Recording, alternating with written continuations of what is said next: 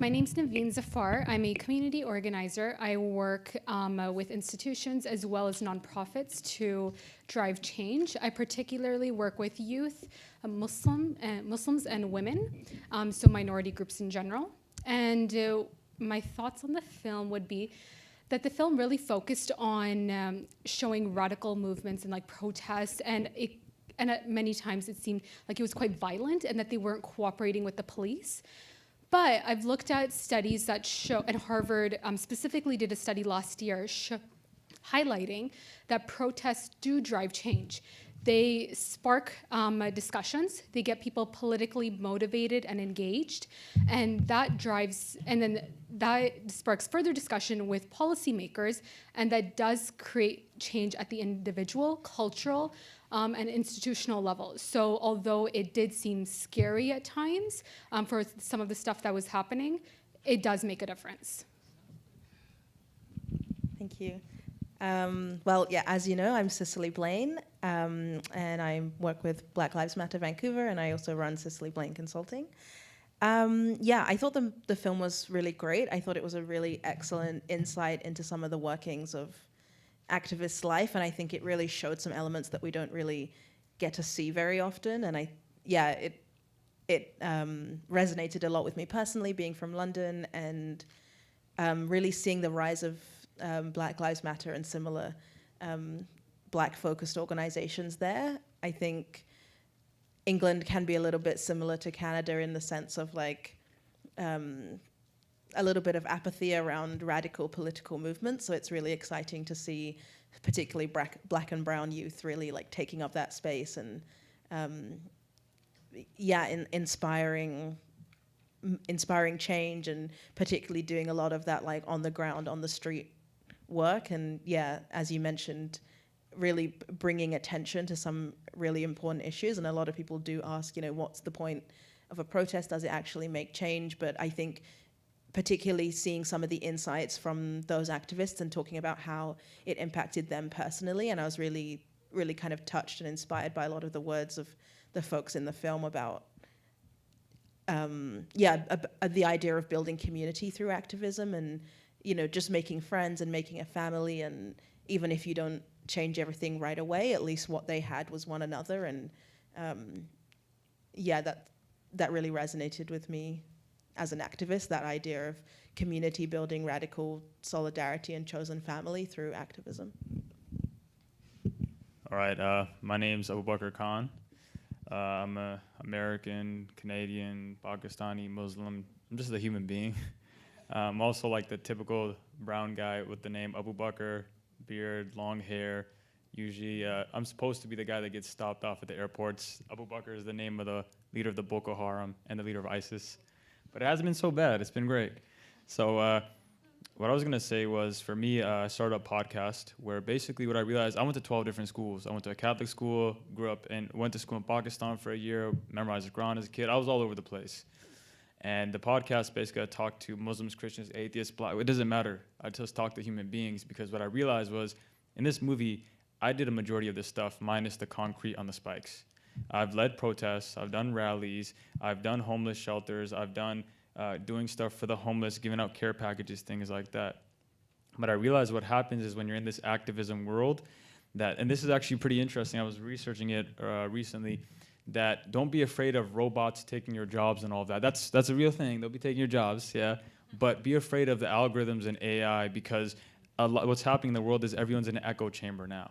And so that's why I started the Chosen Calm podcast, because a lot of the times we don't hear other people's perspectives. So that's what I love doing, is connecting and building those bridges, because as you saw even in the film, they had that internal conflict, right? You got to go and talk to other people as well on that human level. And so I think that way, there's a documentary you guys should check out just before I end, Accidental Courtesy. Wonderful documentary. It's about this black man named, I think, Daryl Days. He basically utilized music, and they started meeting all these KKK members, and he got over 50 KKK members out of the Klan, because he's like, I'm a human. Like, it's humanizing one another. So yeah, that's how I felt a little bit. Thank you. Okay, we're gonna open it up to questions and comments from you folks. Please raise your hand. A runner will head over to you with a microphone, and we'll do our best to maintain a speaker's order.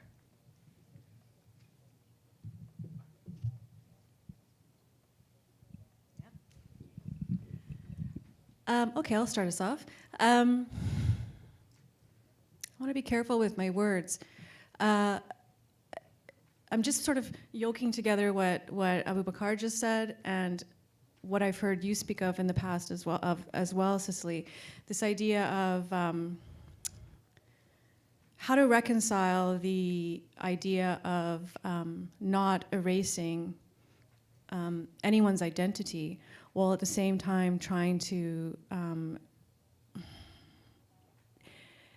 I worry about the campaign toward inclusivity at the expense of obscuring and even erasing other people's lived experiences. So I'm very much about the idea of seeing people as humans first, but at the same time I worry that the drive toward this kind of idea of, you know, we're all just humans, which is obviously very true, it obscures, if not erases, the lived experiences of people of color. And I'm just wondering, because I'm not an expert in this field by any stretch, how do I, just speaking for myself, how do I reconcile that? Like, how do I reconcile, like, how do we unpack that in our daily lives so that we're not erasing people's lived experiences under the banner of trying to somehow be colorblind, for lack of a better word? I love that you asked that question. There's this thing, it's like know yourself, right? Throughout history, you can find it. Drake says it a lot now, know yourself, know thyself. And so I took that to heart. I took a break and I was like, you know what? I really got to figure out who I am. Because when I didn't know who I was shouting at the top of my lungs saying, this is who I am. But really, I'd go home and I was just depressed and like, I don't really know who I am. So that led me to going to India to find my real roots, to look back at my family history for hundreds of years. I just came back on Tuesday. And I realized once you know yourself or you are comfortable knowing who you are or in your own skin, then I can go and I can meet somebody and I can accept them for who they are as well. Right? I don't have to be that. You guys all have to become Muslims. I am going to baptize all of you. You know what I mean? That's like a lot of the mentality that happens. It's like when you're insecure. When I was insecure, I wanted to, I guess, make everyone else think like me. But once I became comfortable knowing who I was, then it's like I could meet someone like Cicely, just have a conversation. Be like, and it's not like, yo, I understand what you've gone through. Hell no, I don't understand what it feels like to be Cicely. I have no clue. But it's like I can just like put myself aside and actually just listen to you. And I think that's the key, is that figure out who you are, understand yourself, and then when you go and meet people, listen to them without actually wanting to respond. Just listen to them and accept and appreciate them for who they are. That's what I've been learning from the podcast. Hopefully that makes sense. Thanks.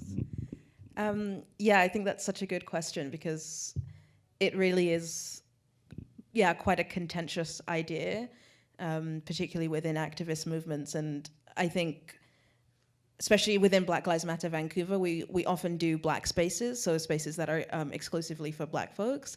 And for us, this is really an opportunity for Black folks to connect. And, you know, as I've talked about, the Black population in Vancouver is very small, so that is really important for us as a place to come together. And then, but obviously a lot of people ask questions like, you know, isn't that exclusive? Isn't that segregation if you're not allowing non-Black folks to enter your space?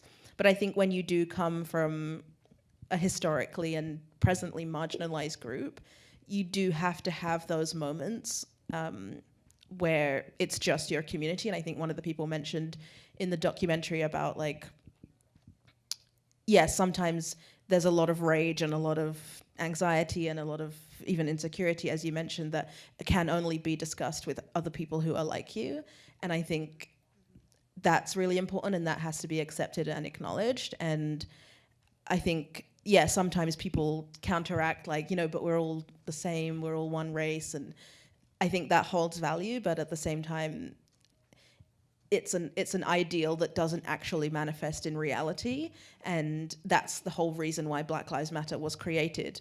The statement literally being like, it's not like we're saying Black Lives Matter more or Black Lives Matter instead of, but there was obviously, throughout history, and in the present day, Black folks not being treated with the same respect, with the same equality, with the same rights as other races. So somebody had to say, hey, this is a reminder, Black Lives Matter, Black people are humans, Black people deserve the same as everyone else. And, you know, we live in a world where everybody has equal rights, but, you know, what are rights when you're not being treated the same way when, yeah, you're being unnecessarily incarcerated, unnecessarily murdered by police officers, et cetera, et cetera.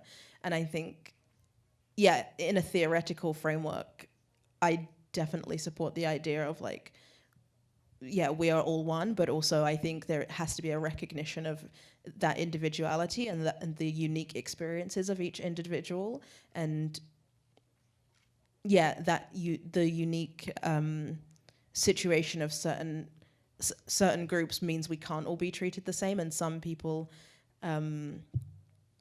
yeah, because of the way that some groups have been historically treated in the present day, we have to make an active effort to uplift and further support marginalized communities. Like, for example, a lot of people have issues with things like affirmative action because they're like, oh, you know, this group is being privileged just because of things that have happened in the past. But no, that is a recognition of how this group has been disadvantaged, and therefore we need to make a conscious and active effort to enhance their lived experiences and give them enough so that they are then equal to everyone else. And only then can we all, you know, we say, you know, we are all human, we can all be treated the same.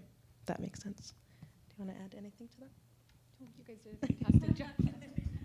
I think I have something to add, though. I don't know. I'm just going to get my little 2 bits in there. So I think it's really interesting when we talk about like race and all those things, and then we also, like, there's that other dichotomy of like, oh, you know, we're all part of the human race, and then there's that whole argument, right, that like race is a social construct. It's something that imperialism created to create divisions and to capitalize on divisions of people and labor and all of those things. And I think to myself that, you know, I'm standing here visible, very visibly Muslim, very visibly brown, and all of those things, and yet there is so much political, there's like a political divide within my own identity and my own intersections. And the only people who could really, you could build community with and talk to about those things are other people who deal with that same issue. And it doesn't even have to, that like completely transcends race, right? It's like a class issue, it's a religious issue, it's all these other things. And so most of the time, like when you're talking about how do you not erase the narrative, it's like, I'd like to always keep that conversation going with people who hit those intersections with me. So, like, you know, poor, Muslim, immigrant, you know, mental health challenge, all of those different things. And I feel like those are the people who you end up clicking with. And most of the time, they're completely different. They live different lives than you, but yet they understand you the deepest. So I always think about that when I think of community. Any other questions from you folks? Comments? Yeah, you mentioned some of the activities around Hogan's Alley and the community there with the redevelopment and all the things that are going on. Are you happy? And can you give us a bit of an idea of the organizing that's going on that way to make sure it's a part of what new happens there? So there's been years of activism going on around Hogan's Alley and trying to revive pieces of that, or at least build something new for the new communities that are developing. Just recently the city announced support for the Northeast Falls Creek area, allowing for community housing and community spaces to be developed there instead of like private development.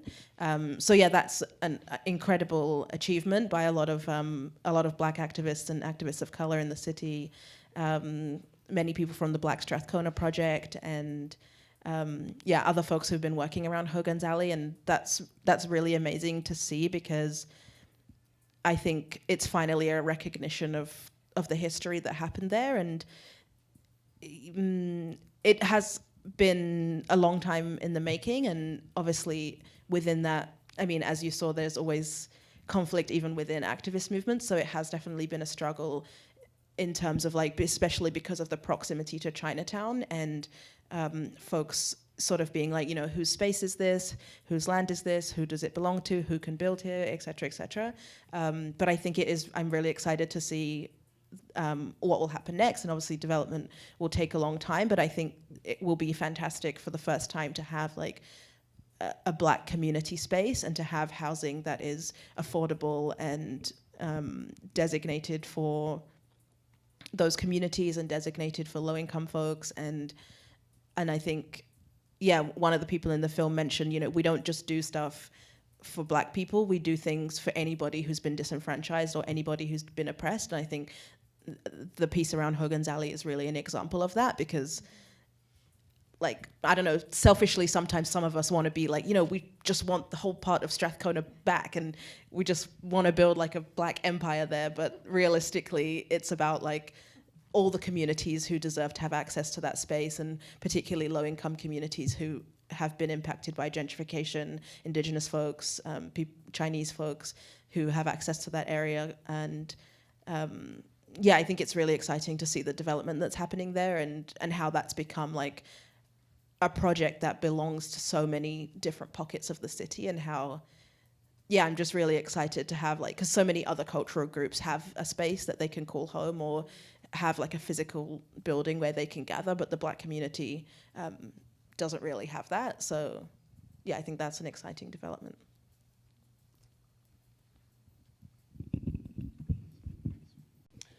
One of the things the film brought up was the importance of challenging the police as representatives of the sort of the white elite establishment.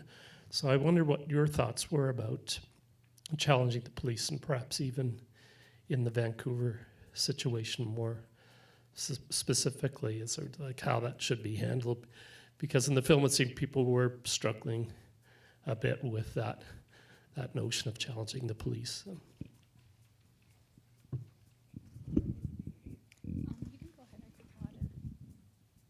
Just quickly, so we started something called Islam Unraveled.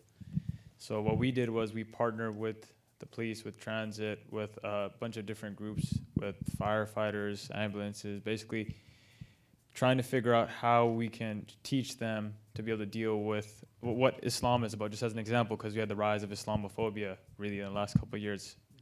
So when it goes back to the documentary, when you go back to the documentary and you talk about police, what I realized was that, again, the way I look at it, it's just, I guess maybe I was brought up really weird. I have friends that are police officers. I have friends actually, like the football player that was attacked, right? I was at UBC. I know all those guys. Malcolm Lee, the guy that made the video, my friend.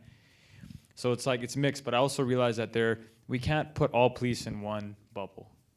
I can't put all Muslim people in one bubble. It's like me saying, yeah, okay, ISIS did that. All Muslims are bad, right? So there are great police officers and there are rotten apples as well. So I realized the only way to really engage is, I'm all about conversation again on a equal footing. If you have an equal conversation, like in the documentary, he was saying, when you don't have your uniform on, then let's talk. I love that, right? I love that when you don't have the uniform, let's actually have a conversation. Let's see how we can move forward, because I think the victimized mindset is something that needs to move. You can't move forward from a victimized mindset. So if you're like, you know what, the police have always just been like, it's like if racist white people have always been against Muslims. I'm always acting like a victim. It sucks to be Abubakar Khan. I'm a Muslim. My life is so hard. I can't move forward. And I think that's the key with police as an example too. It's like meeting them on equal ground, having that conversation, saying we are here. Let's talk and let's see how we can actually move forward together. You guys got problems. We got problems. But we got to have that conversation. And that's what Islam Unraveled is doing. So check them out, because now what's happening is you saw that young girl Noor Fadel that was attacked on the transit. So she's a really good friend of mine. And right when that happened, Islam Unraveled and the police and everything went to all the different religious places. And they went to different institutions in general, and Noor was talking and the police were talking. And you mean it was really nice. It's never happened like that before. So it's starting to shift. There you go, Cicely. One of the things I wanted to bring up is I know it might have seemed like that the activists weren't cooperating with the police, but the reason for that is because they're not being acknowledged. He mentioned how several times he would be stopped and searched without being given a proper description. That's the reason that they're outraged, and multiple other reasons, of course, as well. But that's what's driving the protests. It's allowing them to express their frustration. And had the police when the police officer's in their uniform, that's him using his power. And so when you use that as a way to influence someone to do something, it's not effective, and it creates that resistance. So had the police officer so when he brought up that I've been stopped and searched, had he said, okay, let's do something about that, that's not something he wanted to talk about. He wanted them to leave that space. So I feel that was the issue. And even locally, if police are willing to recognize that these are some of the challenges, okay, let's work through them. Yes, most definitely, we can move forward. But when that's not being recognized, then no, we can't move forward. Yeah, I think I can speak a little bit to the Vancouver context as well. I think one of the issues is that, the police often represent a system or an institution that has historically been biased or been racist. And yeah, as you mentioned, it's not about the individual. There are many police officers who are good, but the problem is when they are in the uniform and when, especially if that involves carrying a weapon, they represent something much more, and they represent something that is violent, and there's very little being done to address that, and there's a lot of resistance around that. So as I mentioned before, when we were involved in the conversations around removing the police from Pride, we did have meetings with the police, and already, like, for me as a Black person to like be in a closed meeting space with a police officer is like quite a frightening experience because of the ways in which I am making assumptions about them, but they are very much backed up by facts and real experiences. And to me, they represent, to me, they bring up fear, and because of histories both in the US, in the UK, in Canada, of what has happened, and also, the power that they represent, the capabilities that they have. And I think there was a lot of resistance to be engaged in genuine, like, community dialogue, because it kind of comes from a standpoint of, the police are part of your community.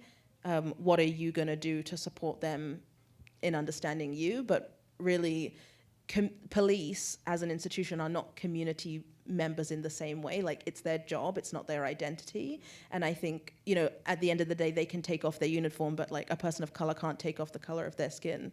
And so it's definitely it's a different conversation of being like, we're all on equal footing here. Like, no, they will always have more power when they're representing something that's state-funded, state-backed, and is an institution.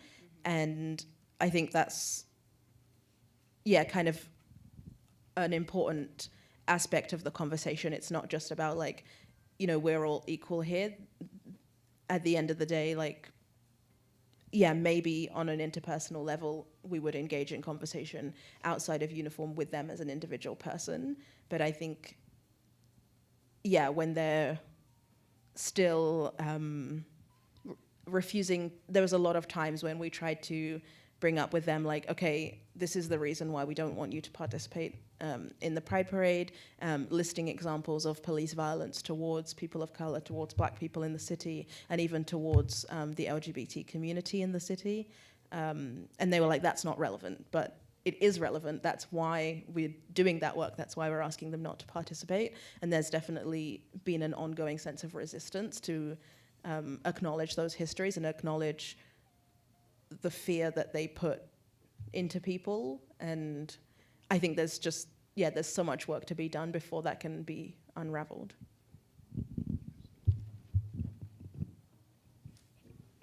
Hi, thank you guys. First of all, I have a lot of thoughts swirling around in my mind, so hopefully I can make this clear-ish. So I think mostly to Naveen, others obviously jump in, but I'm thinking about in this film how these young people are doing such tough work, and thinking about what Abubakar also you said about needing to know yourself, right, and like understand yourself. So I'm curious, Naveen, about your work with young people, how you kind of balance self and personal awareness and development potentially while understanding and seeing like the very difficult work that young people are engaged with, right? And how we grow as young people in this difficult work. That makes sense. For sure. Thank you so much. That's an awesome question. I actually learn more about myself working with these people. So when I work with youth, when I work with Muslims and even women, when we're having discussions about certain topics, and an example of this is about a year ago, I was part of a committee, and the organizer says, okay, I need to head out and leave right away because I lied to come here. And I said, what? I lied too. And then I'm like, we lie because we want to drive change. We're volunteering, yet we have to lie to come here.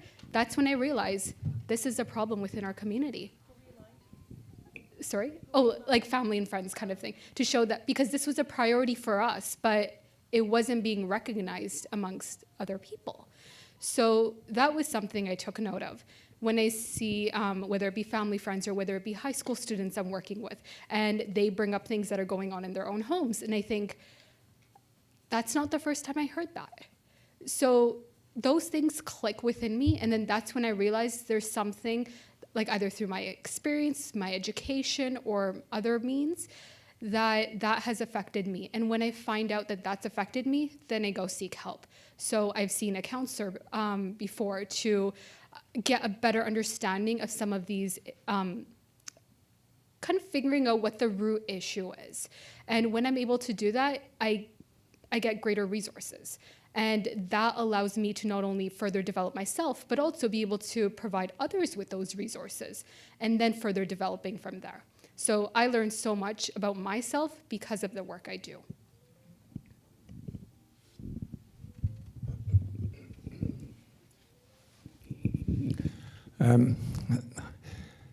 I don't know if people know this, but there were no police before capitalism. And the first police forces were in London, the global leader of the Industrial Revolution. So I like what you're saying about the fact that there are people, and then there are people in uniform, and there's actually a difference between those. And when you're in uniform, I actually sometimes feel sorry for some of these police I see on screen. They're being disciplined to do things that can shock you as a human being. It's not normal for human beings to treat each other the way police sometimes have to treat other people. Insofar as knowing yourself is concerned, there's a limit to how well I can know myself on my own. And as you were just saying, I learn a lot more about myself when I'm with people who are radically different to me. And it's everyone I've ever encountered in my life that has given me the ability to think of myself not as a Canadian or a South African or a white man or whatever, but someone who owes primary allegiance to humankind. I'm not trying to sort of dismiss the harm done to people as a consequence of their race or their religion or whatever. But at the same time, I can't forget that the Afrikaners in South Africa that I witnessed were really fucked up people in order to be able to practice apartheid. They couldn't do it as human beings. Thank you. All right, I love that. It's crazy. What was that experiment? Was it the Stanford Milner experiment? Was that the one where they were the prison guards, and then you just saw how power started corrupting them? So I was in India again. I'm a Pakistani guy. Again, Pakistan. You talked about colonization. You were talking about divide and conquer, I think, briefly. So made in 1947. So I went there. I'm Pakistani. That's India. Pakistan, India, they hate each other, supposedly. So I've heard they hate each other. And I went there and I met people that, again, they didn't look like me, or they had different names, different religions, different backgrounds. But I learned so much about myself when I went out there, right? I learned so much. Like you said, when I meet people that are exactly, like as a kid, I went to a Muslim school. And it's like you always have that affirmation. It's like, yo, you know what? We all believe the same thing. My beliefs were never being questioned. And like you said, once you start meeting people that are radically different than you, you actually grow immensely. You do. and I've been experimenting with this for the last 2 years. I've had over 1,000 coffees. I don't drink coffee. Coffee's expensive, but also it gives me jitters. But I sit down with people, so I've had over 1,000 in the last 2 years. From, like, I'm telling you, people that just, it doesn't make sense. It's just, again, a 6'6", tall, lanky Muslim brown dude having a coffee or a hot water with this one person. And I learned an immense amount about them just by listening. But going back to your part, you talked about those people and how messed up they are. When I went to India, this is what my main point was. When I went to India, I saw that those people all used to love each other for centuries. Muslim, Hindu, Sikh, they loved each other for centuries. I kept going back. I kept finding it. They loved each other. They were so close and united. There's once when the British came, again, we know all about the divide and conquer type of thing, but it was power. And people they stopped humanizing one another. They started othering one another. And I think that's the biggest thing happening in the world right now is, like, you have the refugee crisis, which was big in this film too. It's because we other people. I have like the gift of, I have a dual citizen. You guys should see me cross the border. I have a Nexus pass. The guy's like, how did we let one of them slip through the cracks? And I'm like, you guys messed up. You know what I mean? I was allowed to go to India. Again, they're not letting any Pakistani people in India because I'm born in America. My dad is born in Canada. I'm a dual citizen. My grandfather was born in India pre-partition. I'm utilizing my privilege. But what I'm getting at is there's all these other people that were, I'm blessed because I was born. I didn't get to decide where the hell I was born. But there's all these other people, and we other them. Like, we think of them as different people. And that's what happened in India with the British, was they started making the Muslims be like, yo, wait, the Muslims, Hindus, and Sikhs all look the exact same because they're all about that one culture. They all live in the same area. So they said, you know what? We're going to use your religion to divide you. That's what happened. We're going to use your religion to divide you. And so it's something that you can't see, and they started utilizing that to divide, and then everyone started othering one another. And then once you other someone, you can really kill. You can do anything you want to them.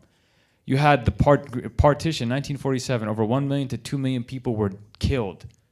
Over 1 to 2 million people were killed, hacked, women were raped. It was insane. Why? People that were neighbors right before that, the last 20 years before that, were neighbors and best friends and all of that, 20 years later or 30 years later are killing one another. It's because you other people. And I think that's the biggest thing happening in the world right now. It's like that you have what happened in Quebec, the mosque shooting. You guys all remember that, right? That's actually how I met Cicely. Was like, we did the rally, and then so Cicely, she was incredible. I have your speech, everything's still saved. But basically, what happened was you had this young white male that I don't think he ever had a Muslim friend. So for him, it wasn't like, it was pretty easy, like, you know what, I'm gonna grab a gun and go kill these people. They're nothing like me.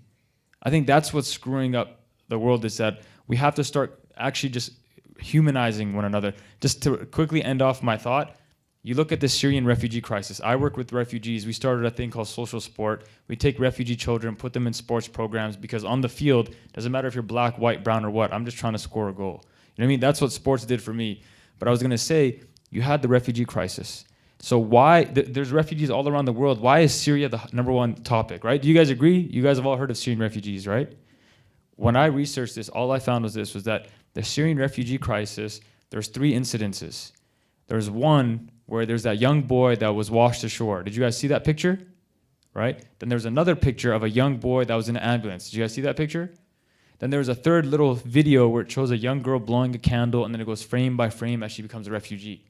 Now, what did it do? All 3 of those things, they just humanized Syrian people. And then everyone's like, yo, we gotta bring the Syrian refugees in. But there's people in Nigeria, there's the Rohingya, there's so many other people that are refugees, but the Syrians, we humanize them. I think that's what we have to do, is we have to humanize one another and realize, look, okay, you know what, we're all bleeding, we're all gonna be dead, we got climate change. You know, Trump doesn't believe that. My president's like, it's tough right now. But that's my main point. So hopefully that all resonates. Relating to that, there was one quote that one of the members in the film made, and it's, when you don't connect with someone, you don't feel for them, and when you don't feel for them, you don't fight for them. So going back to Abubakar's comment about the power of a conversation, we don't take that time anymore. Instead, what we do is we switch on the news. That's the easiest thing to do. We're not going out as more. Social media, we feel that's our source of news, Twitter. And because we don't do that, because that's what we do, we're dehumanizing ourselves from each other. And the easiest way to connect is through a conversation.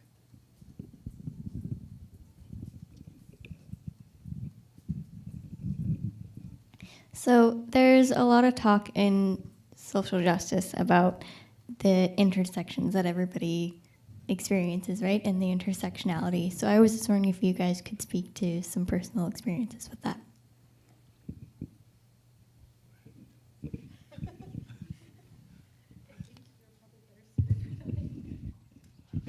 Okay, all right. My life, again, was really weird. So first of all, I was really tall. So when I came out the womb in Tacoma, Washington, they took pictures of my feet and my hands. My mom had to get, I think it's a C-section. Like, I was a really tall baby. So growing up, it was, again, I grew up with all these Somalian kids in Tacoma. Then I came here, and then I grew up with Muslim kids. Then I grew up with Jewish kids. Then I went to all-boys Catholic school. Like, I was just confused. And so when you talk about the intersectionalities, like, again, I utilize my privilege. I'm a Muslim, I'm a Canadian, I'm American, all that. I know that whole concept of, I'm a human being, maybe cliche, but the more I start meeting everyone else, I start realizing, holy crap, we've all been through the same thing. Now, what do I mean by that? I can go to any race on this planet and be like, yo, you guys went through a lot of crap. You know what I mean? You had the Holocaust, you had partition, you had, throughout history, you had what happened with the slave trade. Like, everybody has suffered.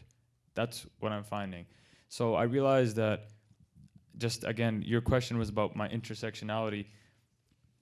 Again, I'm a human being. I know that sounds weird. I can vibe with, I'm weird. My thing is just really weird. Because I grew up with, my best friends are from all over the world. So I was never like, yo, I only vibe with Pakistani people. I can't. I'm a hybrid. That's one thing that I've been working on a lot, is that there's this whole new generation in this world, and we're hybrids. I'm a Pakistani, I'm a Canadian, I'm not. There's this whole diaspora, and I think that's what's happening now, is there's so many people that are confused at who they are, because you can't put us in a cookie cutter box. You can't. Can't be like, yo, he's just brown. No, I'm not. I'm like, I listen to so many different types of music. I watched Black Panther. It was a wonderful movie. Like, I love Black Panther. Just as an example, the way I look at it, again, is like, you can't put people in a box anymore. We have so many things that help us and add into our, I guess, identity. And I think that's what I was figuring out, was that I can't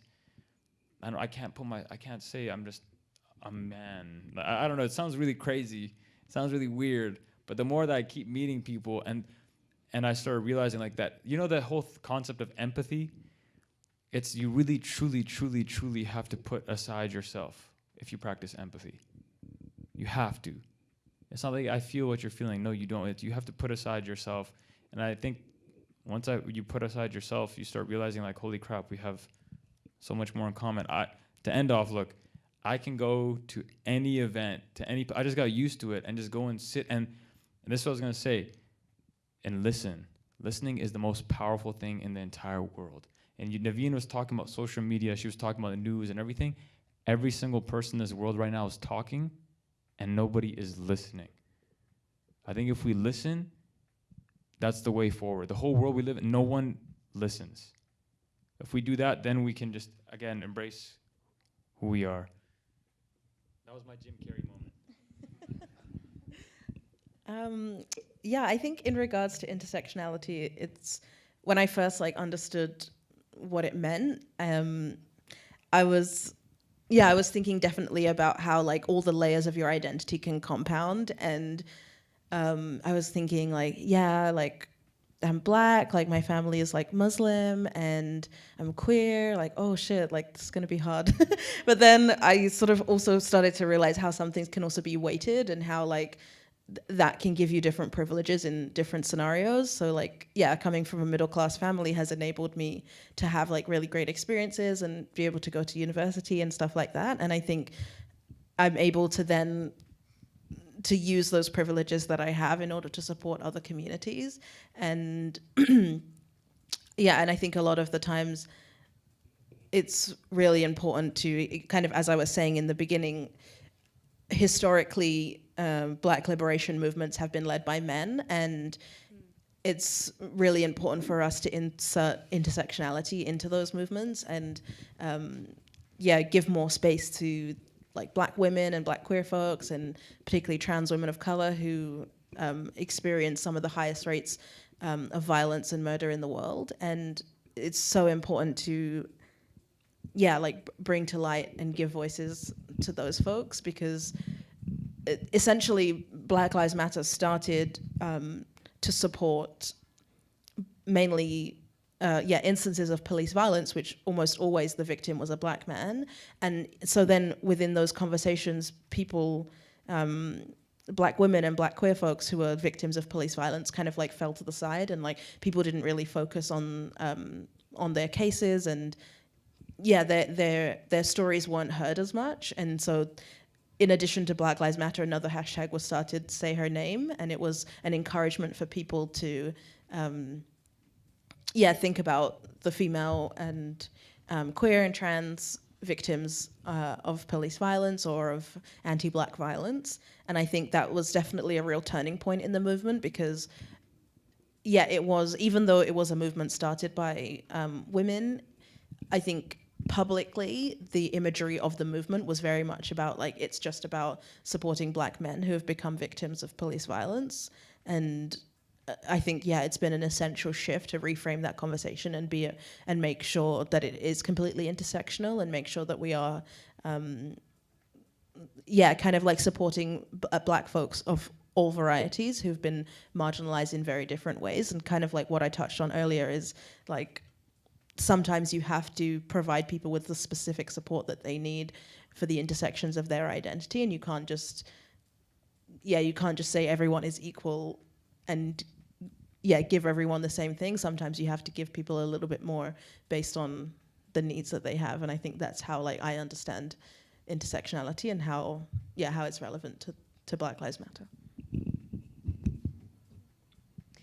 So I'm Pakistani Muslim Canadian. It's not as complex as Abubakar's.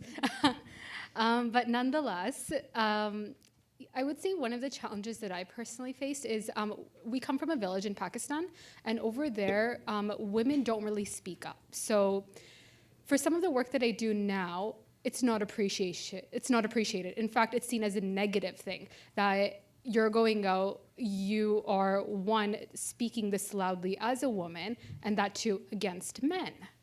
Even though everything I stand for is regarding to social justice and something, it's a hill I would die on.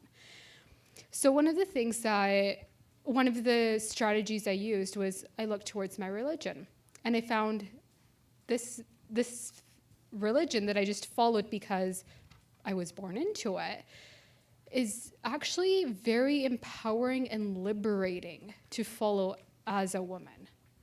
And when my culture oppressed me in terms of things that I wanted to do and things like that, I found liberation through my religion. So I studied it more. And now when there are complexities in terms of my identity and how I should move forward with something, that's where I look to.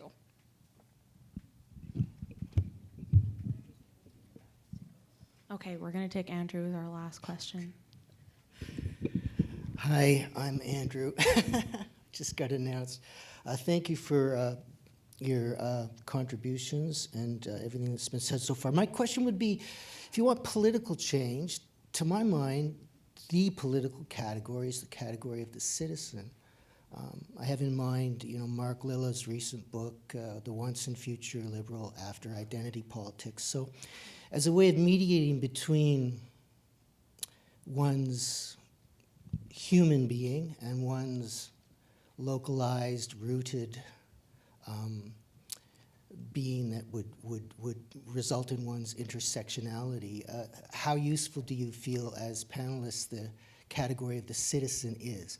I asked this question because I was disappointed in this film. I thought that the people in the film were not very politically savvy. I don't think they had clearly defined political objectives. I wasn't very impressed with their activism. I'll be honest about that. So I'll ask the question, what do you think of this category of the citizen as a way of maybe mediating between our humanness and our various agendas as individuals?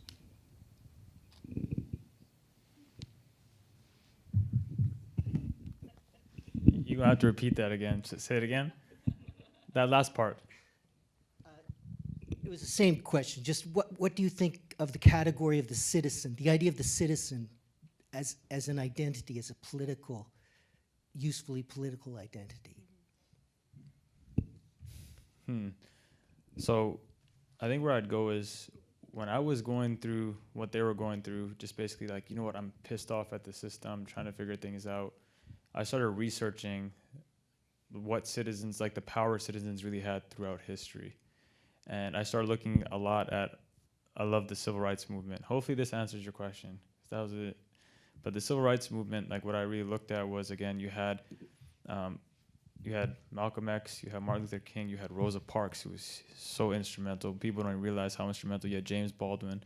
You had all these people, and you saw the change that happened. So in this video, in this movie, what I saw was, again, these guys, like you said, they weren't politically savvy. They didn't have any things they wanted really to be reformed. Like they didn't have any policies. They're like, you know what, we want this policy to be enacted. This is what you did. When we did the mosque shelter, I'll give you an example, as citizens. So I was fed up. I did so much work for like Vision Vancouver, the NDPs, Liberals. I was doing all that stuff. And I was like, you know what? Okay, I'm going to believe in the system. I'm going to do this. And what happened was 2016, December, it's freezing cold. Do you guys remember the winter in 2016? It was bad.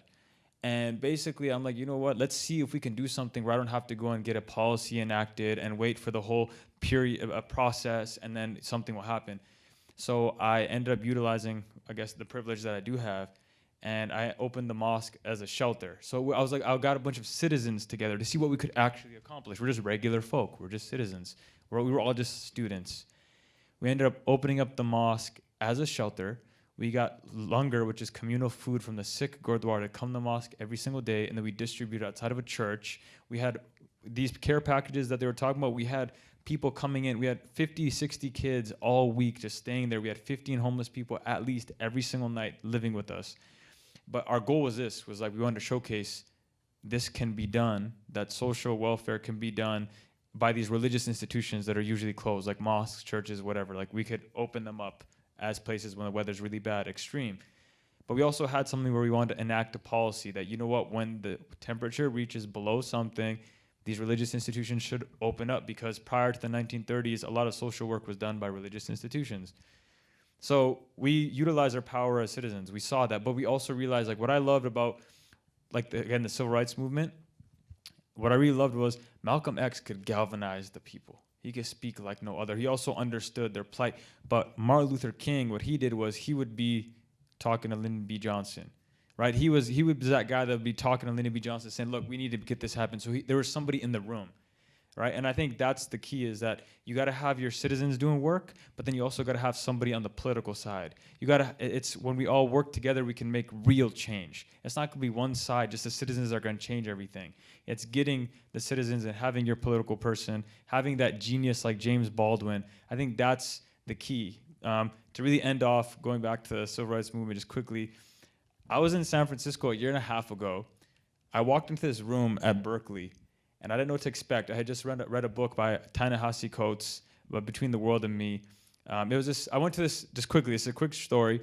I went to this Muslim liberal arts college called Zaytuna at Berkeley. So I was staying at a frat house at Berkeley for a week. That's why I joined the frat, right? You can stay at any of the houses. And I went to go visit this Muslim liberal arts college, Zaytuna. I go in there, and I see this tall, lanky older black guy. I'm like, he's African-American. He's like, what's up, man? I was like, nothing much. I was like, I'm here to meet like the head of the school. He's like, read this book and come see me on Friday. I was like, okay. So I read Ta-Nehisi Coates, wonderful book, loved it, read it. Go to this thing, it was a book reading. I go there, and I'm sitting in the midst of ex-Black Panthers, ex-Nation of Islam members from the Vanguard. I'm sitting there, I'm like, what the? I'm like, where have I entered? But it was just fascinating because I was listening to their perspective, and it was like, if all those guys had come together too, there's a reason why they got shot. Like, they were powerful. If Malcolm X, Martin Luther King, James Baldwin, if all of them were working together, it was just, oh my God, that's an incredible team. Rosa Parks, that's a dream team right there. And I think that's my answer to your whole concept of the citizen. You have to have people on the ground. You got to have people doing that march, but you also got to have people inside the institutions working for change, and I think that's the way forward for a movement. So yeah, that was a complex